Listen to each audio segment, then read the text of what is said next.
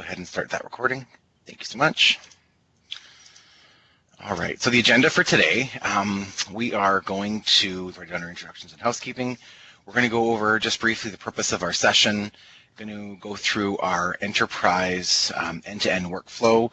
We spoke about this the last time we met, and there were some recommendations and some changes that we've made, so we just want to quickly highlight those. And then the bulk of our time together will be to focus on our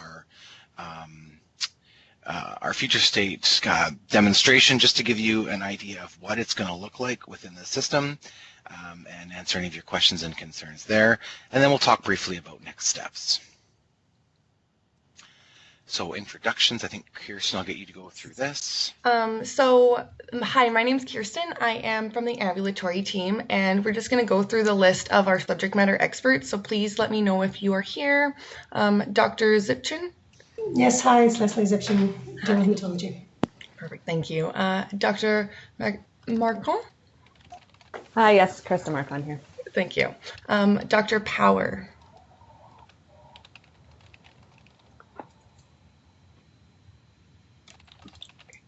Do we have Mona here?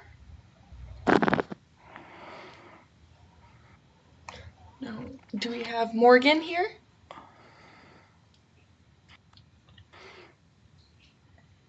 No. I believe Jim said that he will be running a little bit late, but is he here yet? Kristen, I actually think he has another meeting at 9, and he said that he would join as soon as that one's over.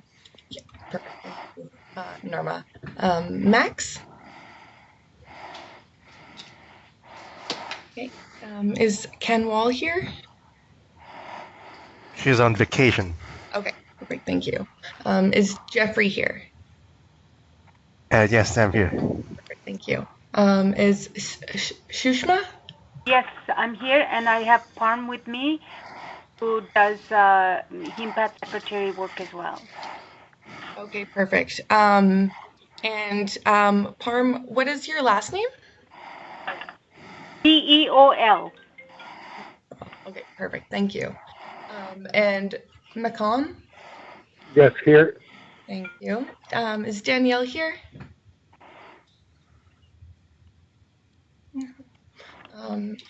Is Todd here? And is Rebecca here? Yes. Perfect, thank you. Is there any? I do know Mona has a conflict, so she will be in and out, but she will pop in at some point. Perfect, thank you. And is there any subject matter experts that are on the call that I missed going through? No? Okay. Thank you, and I'll pass it back to Chad. Awesome, thanks so much. And so I think in the rush of getting started, I think I forgot to introduce myself. My name is Chad Ballard. I am one of the leads with the generalist team here with CST. And so I have the privilege today of just walking us through this process. So today, the session is our validation session. And so the purpose of today's session really is to help us ensure that we have an accurate representation of your process for the specific bone marrow biopsy at VGH. And so we want to make sure that the workflow we're going to show you, that it fits within the way that it will work in our future state system. So keep in mind that some of these things are going to be different than your current process, and we've tried to keep as much of it the same as we could. Obviously, there will be some changes with respect to how the biopsies are ordered, and perhaps some of the in the system things may impact some of the processes down the line. But we're hoping that this workflow represents what we talked about last session, and obviously closely represents what will work for you in the future. So we will go on to the next slide here, and this is just going to give us a general overview of the entire workflow from end to end, and then we're actually going to go through it piece by piece, same that we did in the previous session.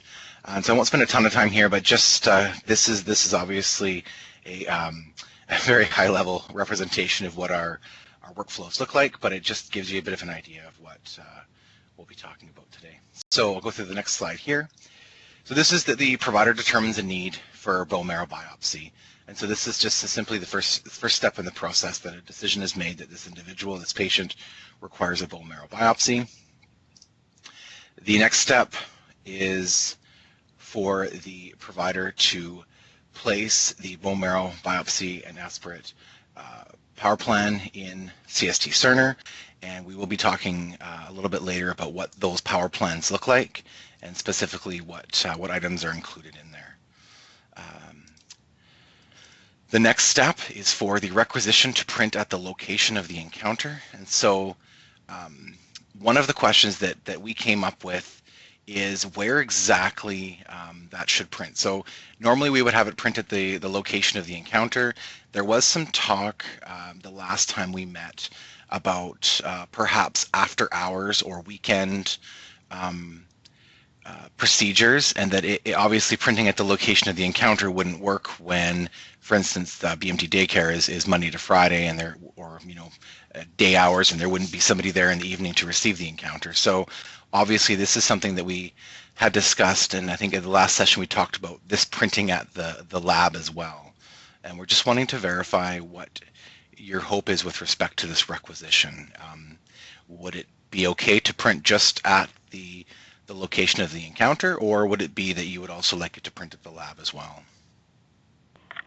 The lab is also Monday to Friday, so I don't know how that work. That's a fair point. Can I just confirm? Hi, it's Leslie Zipchen. When you say the location of the counter, you mean the location where the bone marrow biopsy is going to be done?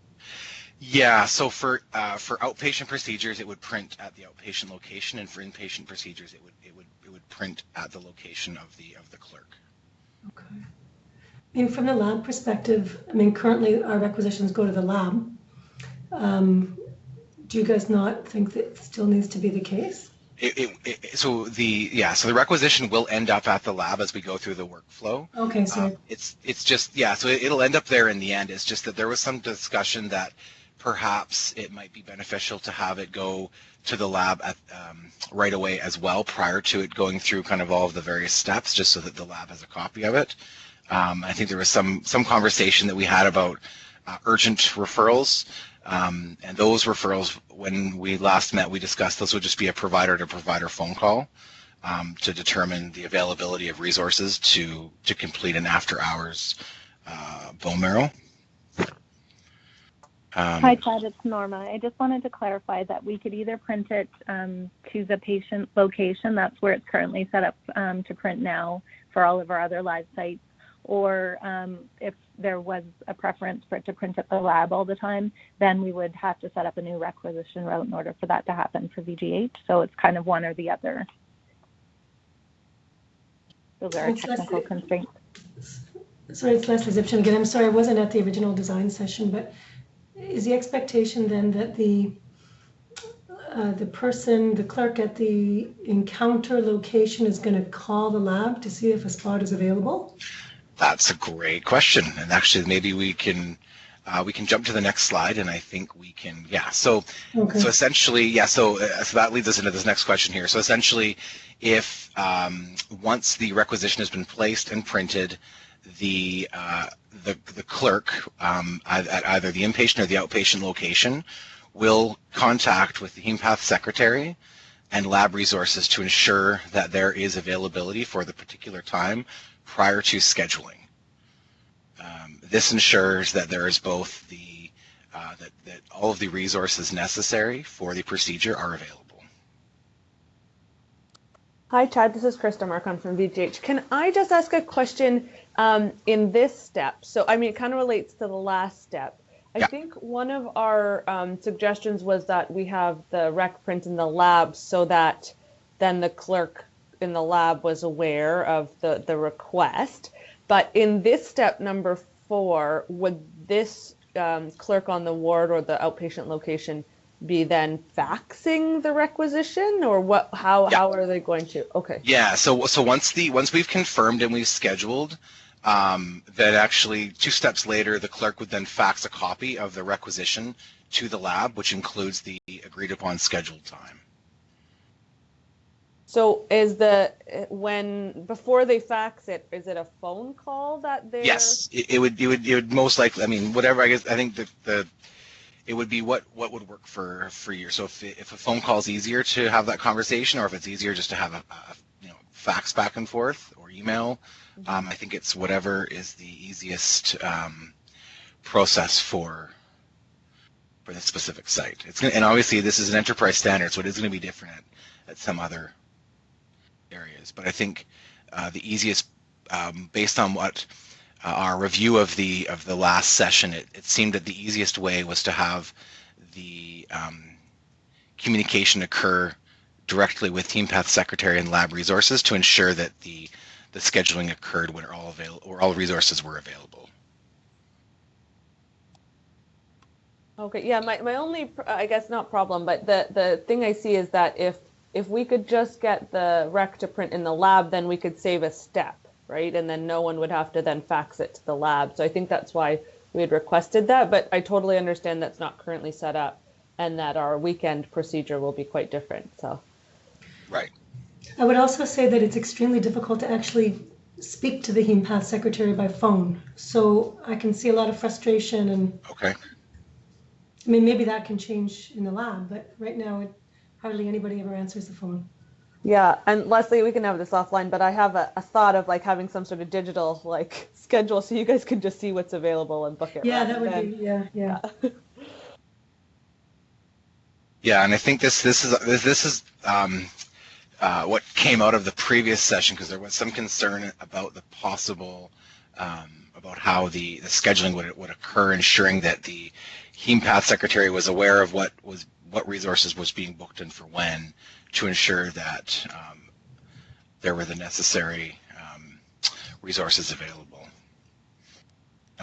Is anyone else from CST Online able to speak to the last session? I know that Kat's not here today. Hi, my question, this is Sushma here. I'm just wondering what kind of resources the HemePath secretary is to make sure of.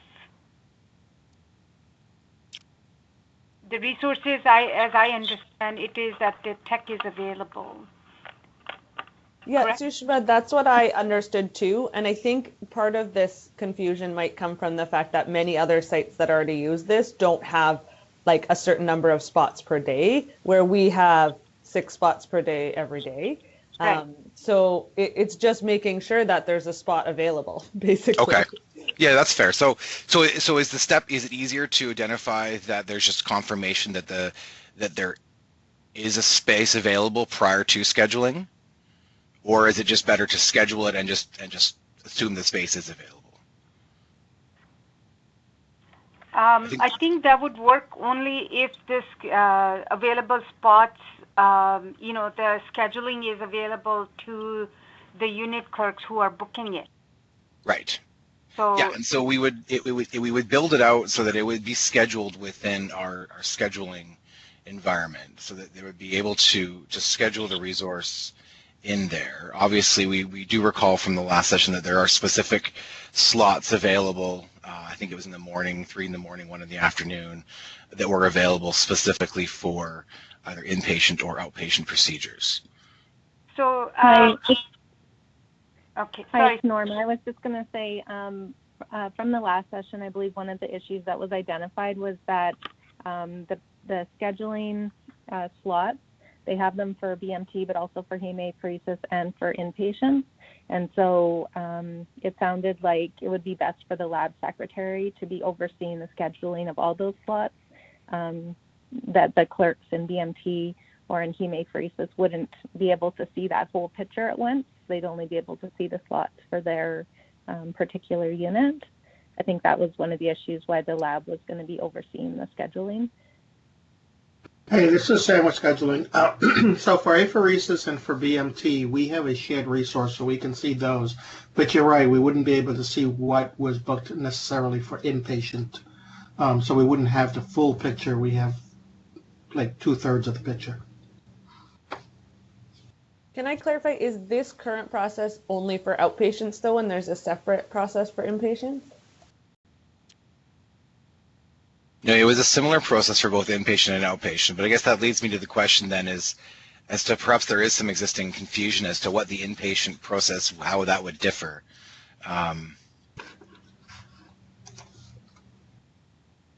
It's Norma again. My understanding for the inpatient process, it was going to be, they have some slots available for the inpatient, but it would still need to confirm with the lab what slots are available for that particular day based on what BMT or hemapheresis was already booked. Well, it's less exception. I think one concern for the inpatient marrows is that for us, for general hematology, it could be absolutely anywhere in the hospital, emerge, any of the wards. So how are all these individual clerks going to be educated about this process? I mean, it's probably hundreds of people. Yeah, and this will certainly be part of our education strategy. Once we've confirmed the specific process, then we are able to, as part of our learning and adoption, ensure that all of the various sites are aware of the specific processes for the specific orders. And so in this case, if there is a clerk on one specific unit requesting the procedure to happen on an inpatient basis, and it's confirmed and scheduled, then the lab resource will know based on the faxed requisition where to go and what time they need to be there.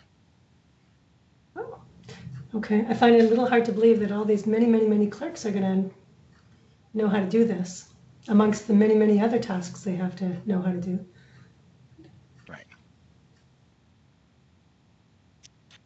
So I just wanting to, so for outpatient purposes, we will be utilizing Chatbook. For inpatient purposes, Sam, correct me if I'm wrong, we are not using Chatbook for that process.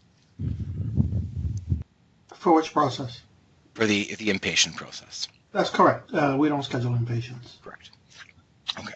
So we will be utilizing the available scheduled slots, and in current state, how are those recorded? Are they on a through Outlook or through? They're on a piece of paper. That's what I thought. I think the HemePath secretary is a piece of paper. And the individual doctors are the ones that organize the inpatient marrows because of the many locations. So the doctor speaks to HemePath, the doctor organizes it. Okay. So then I think the confusion then just lies in the our previous session and understanding as from where we're at now.